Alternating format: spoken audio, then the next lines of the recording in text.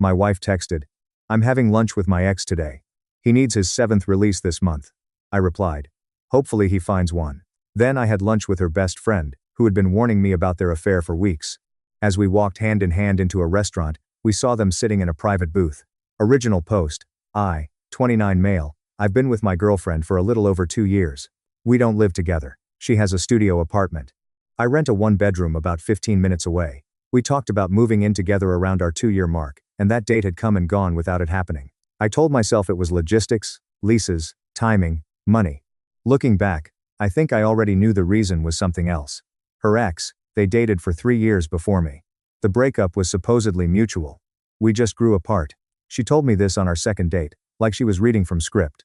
He moved away for about a year after the split, then moved back 8 months into our relationship. That's when the lunches started. The first one I didn't think anything of. She told me her ex had reached out, said he was going through a tough time with the move back, and wanted to grab coffee. She asked if I was okay with it. I said, "Sure, I'm not the jealous type." I trusted her. Past tense, trusted.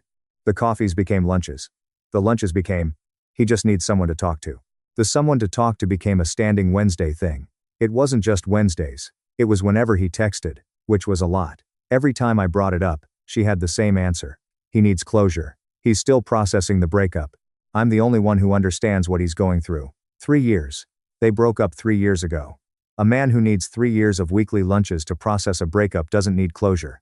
He needs a therapist, or he's already getting exactly what he needs. Just not at the lunch table. Now, here's where her best friend comes in. Her best friend and I have always gotten along. She's one of those people who's aggressively honest. The kind of person who will tell you there's spinach in your teeth before you even sit down. She and my girlfriend have been close since high school, but their friendship has this undercurrent of tension that I never fully understood until recently. About 5 weeks ago, her best friend texted me out of the blue. Her best friend, "Hey, can we talk? Not about anything weird. I just need to tell you something and I don't want to do it over text." We met at a coffee shop near my office the next morning. She looked uncomfortable, kept stirring her latte without drinking it. Her best friend, "I'm going to tell you something and you're going to be angry. Not at me, hopefully, but you're going to be angry." Me, okay. Her best friend, the lunches with her ex aren't just lunches. I've seen texts. She leaves her phone open around me because she doesn't think I'd look, but she left it on the bathroom counter of my apartment 2 weeks ago, and a message popped up.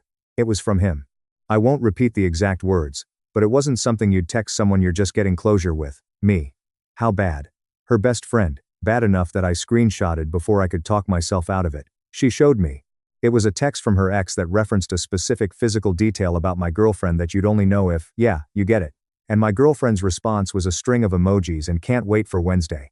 I stared at that screenshot for a while. The coffee shop was playing some acoustic cover of a pop song, and I remember thinking how weird it was that the world just keeps going while you're sitting there holding proof that your life is different than you thought. Me.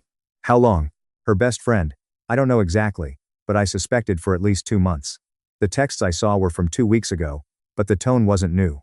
It was comfortable, routine. Me. Why are you telling me? Her best friend. Because she's my best friend and I love her, but what she's doing to you is garbage. And because every time I tell her to stop, she tells me I'm being dramatic and that you'd understand if you knew the full context. There is no context that makes this okay. I thanked her. I meant it. She said she felt sick about the whole thing and asked me not to tell my girlfriend she'd been the source. I told her I'd keep her out of it. I drove to work, sat in the parking lot for about 20 minutes. Didn't cry, didn't punch anything. Just sat there recalculating. You know that feeling when you realize you've been doing math wrong for months and the real number is much worse than what you had. I didn't confront my girlfriend. Not yet. I needed more. Over the next 2 weeks, I paid attention differently. Not obsessively. I wasn't checking her phone or following her car. I just listened. And when you listen to a liar while knowing they're lying, you hear everything differently. He's just having a rough week. That was week 1. His therapist canceled, so he needed to vent. Week 2. I know it's a lot, but he's really struggling. Week 3. It's just lunch, babe. You're overthinking this. Week 4. 7 lunches in 1 month. 7. I know because I started a note on my phone. Dates, times, what she told me, what her best friend told me she actually saw or heard. Not because I was building a legal case, because I needed to see it in writing to stop making excuses for her. During that same 2 weeks, her best friend and I kept talking. Not secretly, not romantically. Just 2 people processing the same situation from different angles. She texts me when my girlfriend said something contradictory. I tell her what story I was being fed. We compared notes like detectives on the most depressing case in history. And here's the thing. Her best friend is a genuinely good person. I'd always known that casually, the way you know things about your partner's friends. But in those 2 weeks, I learned it for real. She was risking her longest friendship to do the right thing. She cried once during a phone call, said she felt like she was betraying her best friend, and I told her she wasn't. Her best friend had betrayed both of us. By week 3, I had a plan. Not a revenge fantasy, just a decision. The 7th lunch text came on a Thursday morning. I was brushing my teeth. Having lunch with my ex today. He really needs closure on some stuff. I'll be at that Italian place on the boulevard. Don't wait up for dinner. Might run late. I rinsed, spat, and typed back, hope he finds it. Then I called her best friend. She's going to the Italian place on the boulevard today. Noon. Probably. Her best friend. I know. She told me yesterday. Want to have lunch? Same restaurant. Same time. Silence for about 5 seconds. Her best friend. Are you serious? Completely. We walk in together. We sit where they can see us. No confrontation, no drama, just a nice lunch. Her best friend. She's going to lose her mind. She's going to lose a lot more than that. Her best friend. I'll wear something nice. At 12:15 p.m., I picked her best friend up from her apartment. She was wearing a sundress and looked nervous but resolute. I was in a button-down I normally wear to client meetings. I opened the car door for her. She laughed and said, "You're really committing to this, huh?" I said, "I'm committing to a nice Italian lunch. Everything else is coincidence." We drove to the restaurant, parked, I walked around, opened her door again. She took my arm, her idea, not mine, and we walked in. The hostess asked if we had a reservation. I said no, but pointed to a two-top near the window. Good sightline, well lit, impossible to miss from any booth in the main room. We sat down, ordered drinks. I got an Arnold Palmer. She got a sparkling water. We opened our menus like two people who weren't about to detonate a relationship from across the dining room. I looked up casually, scanned the room, and there they were, back left booth. My girlfriend and her ex sitting on the same side. His arm was draped across the back of his seat behind her. She was leaning into him, laughing at something on his phone. 2 glasses of wine on the table, bread basket between them. Comfortable, intimate, routine. Her best friend saw them the same moment I did. She reached across the table and squeezed my hand. Not for show, because she could see my jaw tighten, and she knew what that moment felt like. There they are. Her best friend. Same side of the booth. Classy. Should we order appetizers? Her best friend. Absolutely. Get the calamari. We ordered. We talked. We laughed about things that had nothing to do with the situation. I told her about a disastrous client presentation I'd done last month, where the projector died mid-slide. She told me about her sister's dog who'd eaten an entire rotisserie chicken off the counter, foil tray and all. It was genuinely a nice lunch. About 20 minutes in, it happened. My girlfriend looked up. I don't know why. Maybe to flag the waiter, maybe just ambient scanning, but her eyes swept the room and landed directly on me. Then moved to her best friend. Then to our hands, which were resting near each other on the table in a way that could look like anything. Her face went through a 5-act play in about 3 seconds. Confusion, realization, anger, panic, and then this wild, desperate attempt at composure. She said something to her ex. He looked over, saw me. His face went totally blank. He moved his arm off the back of the booth like it had caught fire. My girlfriend stood up, started walking toward us. Her ex stayed seated, suddenly very interested in his bread plate. She reached our table, standing there in the middle of a lunch rush. Try to figure out which emotion to lead with. What are you doing here? Having lunch. The calamari's great, by the way. With her. With a friend. We're allowed to have friends, right? That's been the rule. Her best friend. Hey girl, cute outfit. My girlfriend looked at her best friend like she'd been slapped. Did you set this up? Set what up? You told me where you'd be. I like Italian food. This isn't a conspiracy. It's a coincidence with good timing. You're trying to humiliate me. No. You're humiliated because your boyfriend and your best friend are sitting 15 feet from you, and the guy whose arm was around you 30 seconds ago. That's self-inflicted. Her face went red. She looked back at her ex, who was now pretending to read the menu like it was a novel. This isn't what it looks like. It looks like lunch, same as mine, right? She didn't have a response. She stood there for another few seconds, then turned around and walked back to the booth. I watched her grab her purse, say something sharp to her ex, and head for the door. Her ex threw some cash on the table and followed her out without looking at me. Her best friend exhaled. Her best friend. That was the most terrifying and satisfying lunch I've ever had. We haven't even gotten our entrees yet. We stayed, we ate, Chicken parmesan for me, mushroom risotto for her. We split a tiramisu. I paid the check, $78 with tip, worth every dollar. Update 1. 4 days later. The restaurant was Thursday. Thursday night, she called me 11 times. I didn't answer. She texted. Her, we need to talk right now. Her, you had no right to show up there like that. Her, are you sleeping with her? Is that what this is? Her, answer me. I replied once at 10 p.m. I'm available to talk tomorrow at 5 o'clock. In person, your apartment. I'll be there. Friday at 5 o'clock. I showed up. She opened the door already mid-sentence. Her, how dare you embarrass me like that? Me, sit down. Something in my tone made her actually sit. I stayed standing, hands in my pockets, calm. I'd rehearsed this in my head about 30 times. Me, you've had lunch with your ex 7 times this month. You told me each one was about closure. On Thursday, I saw you in a booth with his arm around you, sitting on the same side, drinking wine at noon. That's not closure, that's a date. So, here's what's happening. We're done. Her, it was not a date. He's affectionate. That's just how he is. Me, save it. I've known about the text for weeks. Her face changed. Her, what texts? Me? The ones where he references things about you that a closure-seeking ex wouldn't know unless the closure was happening horizontally. Her, who told you that? Me, doesn't matter. What matters is that you lied to me every Wednesday, and apparently several other days for months. So, we're done. Her, you can't just decide that. Me, I just did.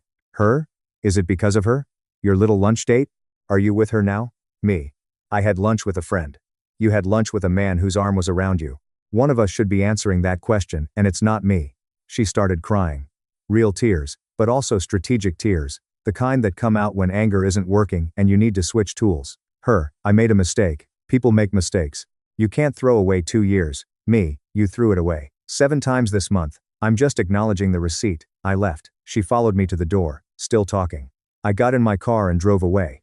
My hands are shaking on the steering wheel, and I'll be honest. I pulled into a parking lot about 2 miles away and sat there for 10 minutes just breathing. 2 years, gone. Not because I wanted it to be, but because she made it so. Saturday morning her best friend called me. Her best friend. She knows it was me. Me, how? Her best friend. Process of elimination. I'm the only person who had access to her phone and access to you. She called me at midnight screaming. Me, I'm sorry. Her best friend, don't be. I knew this was coming. She called me a traitor, said I was jealous of her relationship and had always wanted you. Which is funny because 3 months ago she told me she wasn't sure she even loved you anymore. That last part hurt. I knew it was probably true, but hearing it confirmed was different. Me, are you okay? Her best friend, yeah. Lost a best friend, gained a clear conscience. I'll take the trade. Update 2, 12 days later. So, here's where it gets messy because it turns out entitled people don't just lose. They can't hang. By Monday of the following week, my ex had done a full court press on our mutual friend group. Not with the truth, obviously, with her version. According to multiple people who reached out to me, her story went like this. I had been emotionally distant for months. She'd been trying to reconnect with me, but I was checked out. Her ex was just a friend providing emotional support I refused to give. And then, here's the masterpiece. I set up an ambush at a restaurant with her best friend to publicly humiliate her because I was already having an affair with her best friend. I became the cheater in her story. That's the magic trick. The person sitting in a booth with her ex's arm around her managed to reframe the narrative so that the guy eating calamari with a friend was the villain. My buddy from work, one of the few mutual friends I actually trusted, called me Monday evening. My buddy, hey, I just had a really weird conversation with your ex. She called me saying you and her best friend have been hooking up behind her back for months. Me, that's not true. My buddy, I know, because I've seen you moping about this girl for 2 months and nobody who's cheating mopes like that, but she's telling everyone. Me, what did you say to her? My buddy, I said I didn't want to be in the middle of it and hung up. Me, good man. My buddy, but you should know she's convincing. She sounded genuinely hurt. People who don't know the details are buying it. That's the part that gets you. She was genuinely hurt. Not because she lost me, she'd already checked out. She was hurt because she got caught. And hurt people who refuse to accept accountability become extremely effective storytellers. I made a decision that night. I wasn't going to run a counter campaign. I wasn't going to text everyone our side of things. I wasn't going to screenshot anything or make posts or send group messages. Because here's what I've learned. When 2 people are yelling different stories, the audience just picks whoever they like more. The truth doesn't win arguments. Time does. Instead, I did one thing. I called the 6 people whose opinions I actually cared about. My brother, my 2 closest friends from college, my buddy from work, my cousin, her best friend, obviously. I told each of them the same short version. She'd been seeing her ex behind my back for months. I found out, I ended it, and she's now telling people I'm the one who cheated. I didn't ask them to take sides. I just gave them the facts and moved on. Every single one of them said some version of the same thing. Yeah, that tracks. Because here's the thing about liars. They don't usually fool the people closest to you.